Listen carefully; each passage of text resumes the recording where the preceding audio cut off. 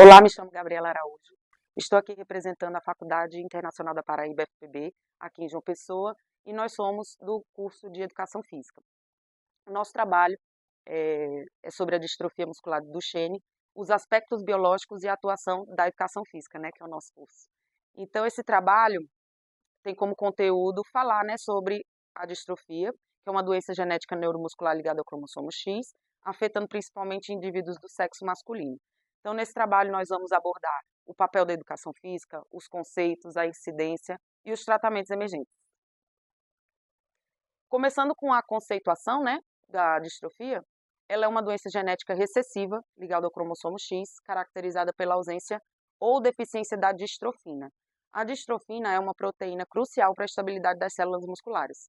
Então, sem ela, nós temos o enfraquecimento progressivo de todos os músculos esqueléticos, cardíacos e respiratórios, que compromete a mobilidade e funções vitais, né? E por que que essa incidência se dá nos indivíduos de sexo masculino?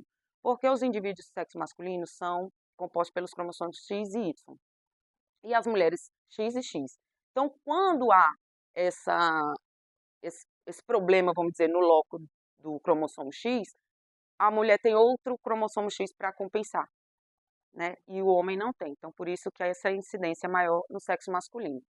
E os primeiros sinais, eles podem surgir aos 4 meses, mas eles são bem mais perceptíveis, né, a partir dos 2, 3 anos, porque você consegue ver realmente a dificuldade motora dessas crianças para andar, para pular. E essa progressão varia muito, mas a fraqueza muscular, ela é evidente, ela é notada desde dessa fase, né, dessa fase neném mesmo, e vindo até essa fase da primeira infância. Então, nós temos as contraturas e as escolioses, né, devido a esse enfraquecimento muscular, e a maioria dos pacientes necessita de cadeira de rodas por volta dos 12 anos.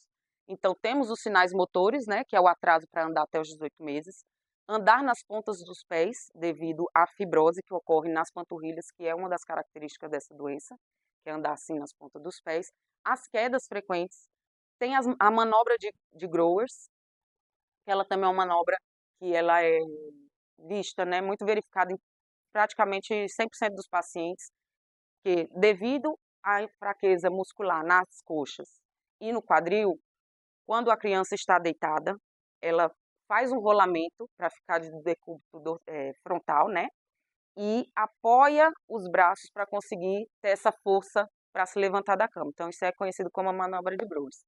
E tem, como eu também já tinha dito, o aumento das panturrilhas por conta dessa fibrose que dá nesse músculo, né?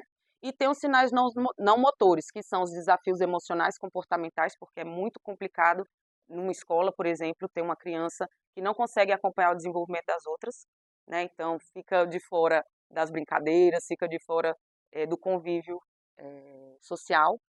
Tem os problemas de aprendizado e memória, a fala atrasada e também os distúrbios neurológicos. Eu sou o Bruno e hoje eu vou falar sobre a incidência e o diagnóstico da distrofia muscular de Duchenne.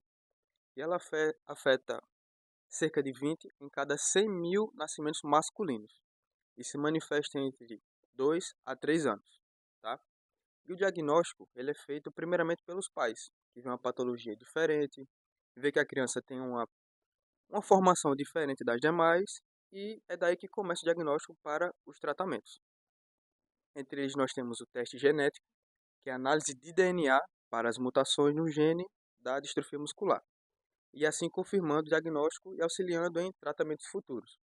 Também temos o nível de CK, que é o exame de sangue que mede a creatina quinase, que ela é nada mais do que uma enzima que vaza do músculo danificado, tá? E também tem a avaliação cardíaca, que ela é feita pelo eletrocardiograma, ecocardiograma e ressonância magnética cardíaca, que assim detecta algumas coisas que podem ser anormais na respiração também do indivíduo, ok? E os tratamentos?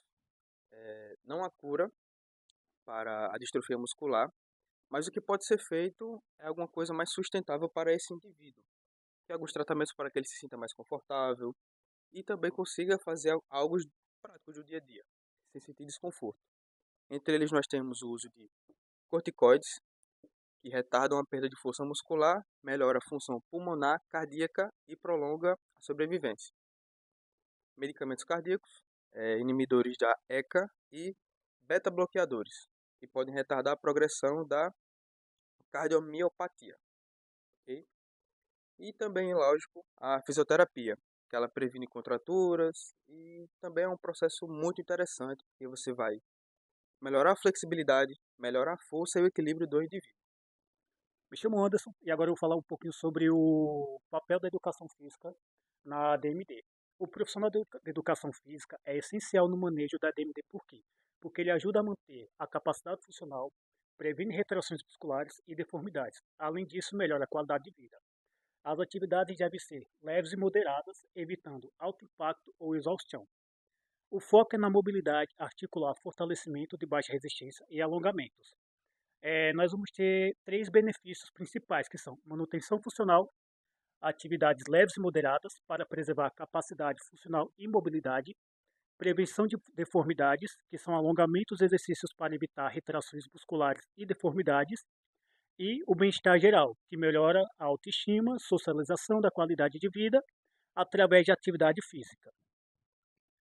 A progressão da DMD por faixa etária. Como foi dito no começo, ela inicia dos 2 a 3 anos.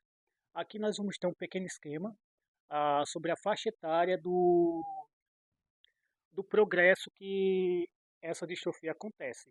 De 0 a 4 anos vai ocorrer a inflamação, fibrose muscular, atrasos motores e da fala.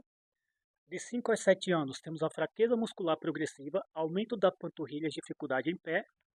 De 8 a 11 anos, diminuição da capacidade de caminhada, uso de cadeira de rodas em meio período. De 12 a 19 anos, a redução da função de membros superiores, pulmão e coração, e perda da deambulação, ou seja, a locomoção, a pessoa não consegue mais se locomover sozinha. Ela vai precisar ou de ajuda de uma pessoa ou até mesmo cadeira de rodas. Em adultos, aumento de problemas cardíacos, insuficiência cardíaca, expectativa de vida reduzida. Dando continuidade, vou falar sobre as atualizações e terapias emergentes, tá? E houve vários avanços nesse tempo. Um deles foi as terapias farmacológicas, com intervenções de fisioterapeutas, nutricionistas e profissionais de educação física, tá?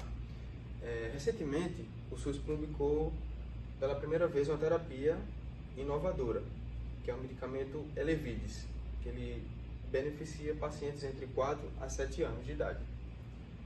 Entre essas terapias, nós temos a terapia gênica, que é uma aprovação de medicamento como eterbirsen e pesquisas com correção genética. Células-tronco, que são estudos promissores com terapia de células-troncos para regeneração muscular.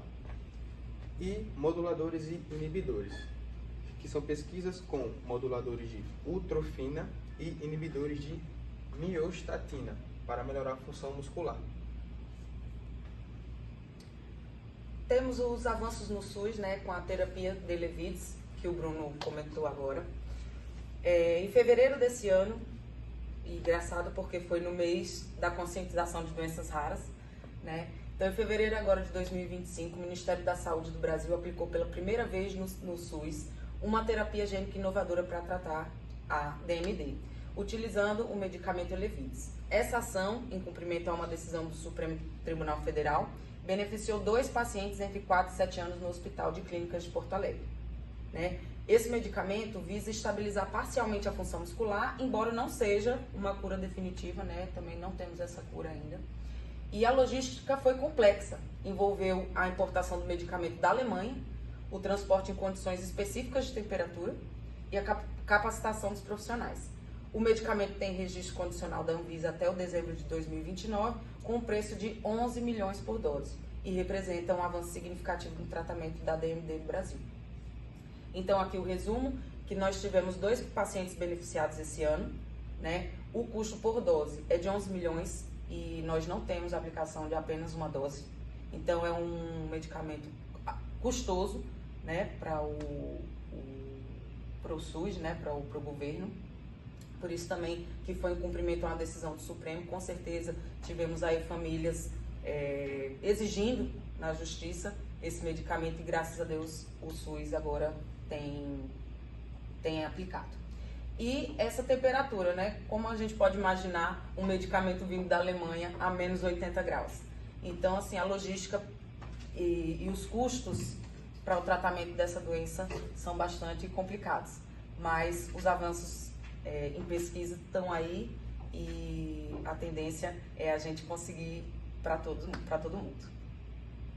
Olá, eu me chamo Laura e agora a gente vai ver um pouquinho sobre as perspectivas e os desafios diante da distrofia muscular que estamos apresentando para vocês, tá? Assim como qualquer comorbidade, a perspectiva futura para qualquer comorbidade é a procura da cura, né? E aí auxiliar toda a sociedade que sofre desse tipo de doença, como a distrofia muscular. E os desafios maiores que a gente tem é principalmente o custo que essas pesquisas geram para o desenvolvimento, né, de possivelmente chegar numa cura futuramente. E aí aqui a gente tem, como eu falei para vocês, o acesso, né, tanto o acesso como o custo, para que a gente possa estar auxiliando a sociedade em relação a isso, a colaboração, que são as parcerias para superar os desafios de acesso, e aí dentro dessas colaborações a gente tem o auxílio do governo, né, as indústrias farmacêuticas, as próprias equipes, né, que trabalham diretamente com esse tipo de paciente, que está também dentro e podem estar auxiliando, e principalmente as pesquisas e os desenvolvimentos perante essa doença. E aqui, para finalizar, nós temos, né, a conclusão do nosso trabalho, que é trazer e esclarecer, principalmente para nós, né, como os alunos aqui de Educação Física, a importância de estar sempre atualizados diante das pesquisas, porque é de suma importância que a gente saiba e lidar com esse tipo de situação, porque a gente sabe que a distrofia muscular ainda não tem cura. Porém, o profissional de educação física ele pode estar atuando dentro desse paciente, trazendo aí uma funcionalidade para a vida desses pacientes. E para isso, eles precisam estar sempre atentos nessa educação continuada, estar sempre se atualizando diante das pesquisas. Como a gente já falou, é uma doença que não tem cura, mas cada vez mais essa pesquisa ela vem crescendo rapidamente, trazendo esperança para as famílias desses pacientes e principalmente para os pacientes. O apoio multidisciplinar, porque quando a gente fala nesse tipo de situação, é importante que todos os profissionais que trabalham com esse tipo de paciente estejam ligados, né, entre si, trabalhando em conjunto para que a gente possa aí, oferecer uma qualidade de vida para esses pacientes. E o investimento de pesquisa, que é o desafio maior, que é justamente encontrar pessoas, né, ou grupos, e aí a gente também, quando a gente fala de grupos, não só o governo, mas os próprios pesquisadores que possam ainda estar se incentivando e continuando fazendo a pesquisa para que a gente possa aprender, né, diante de todos os estudos, a lidar com essa situação, até quem sabe aí chegar a uma cura futura para que a gente possa oferecer diante a toda a sociedade.